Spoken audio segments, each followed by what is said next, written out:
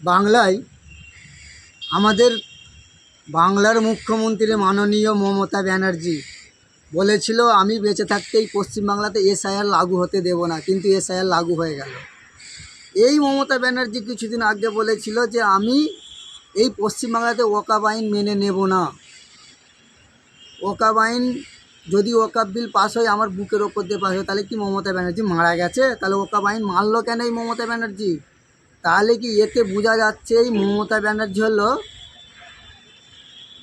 প্রকাশ্য বিজেপি নয়, কিন্তু রাতে আধারে মনে হয় বিজেপি করে।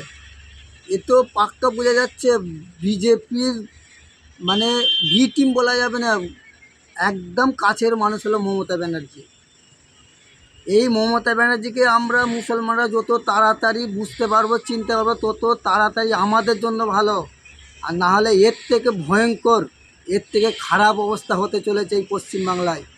এই মাননীয় মুখ্যমন্ত্রী হলো মানে ঘুমটা দিয়ে আমাদের মুসলমানদের করে শেষ করতে চলেছে। প্রত্যেকটা মুসলমানের আওয়াজ তোলা উচিত এই মাননীয় মুখ্যমন্ত্রীর বিরুদ্ধে। মাননীয়কে প্রশ্ন করা দরকার যে এই পশ্চিমবাংলায় ওয়াকফ আইন আপনি কেন মানলেন? আপনি তো বলেছিলেন আমি ওয়াকফ আইন মেনে নেব না এই পশ্চিমবাংলায়, তা আপনি কেন মেনে নিলেন? আপনারা আওয়াজ উঠেছেন, আওয়াজ তুলছেন না? ওই 500 টাকায় চটি চাটবেন, 500 টাকায় বিক্রি যদি হয়ে যান, আজকে আমার গ্রামের মসজিদ মাদ্রাসা সেগুলো থাকবে না, আপনার গ্রামেও মসজিদ মাদ্রাসা সেগুলো থাকবে না। কিছুদিন পর হয়তো আমরা যে বাড়িতে থাকবো সেটাতেও থাকতে দেবে না। আর আমাদের মা বেটিগুলোর ইজ্জতকে আমরা রক্ষা করতে পারবো না।